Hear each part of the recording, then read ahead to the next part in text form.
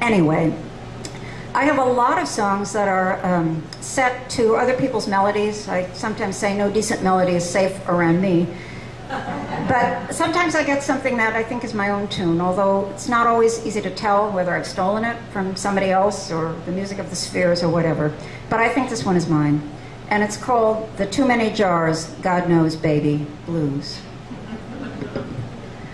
Got the too many jars, God knows baby blues. Been saving these things since the good Lord don't know when. Now just when do I think I'm ever gonna use them all again? Got the too many jars, God knows baby blues.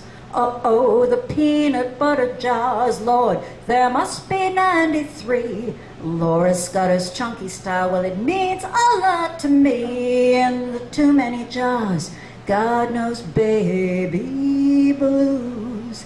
And the little round ones, darling, where the hearts of artichokes once reposed in cool green splendor, for they slid right down my throat. Oh, the too many jars, God knows baby blues. And then there are the jars that may mean the most to me, that tell you quite a bit about my checkered history. In the too many jars, God knows baby blues. These are the jars with tight white vacuum lids that once held dry roast peanuts in their cool glass wombs. Now, sometimes I would eat 'em right straight from the glass when I was all alone and sipping cool white wine.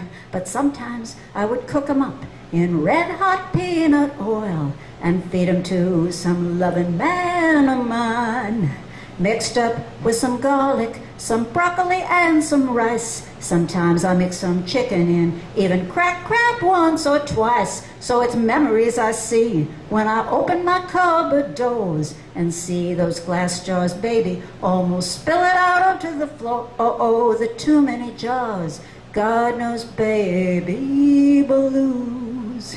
Which ones to toss and how do I choose? It's the too many jars, God knows baby blues.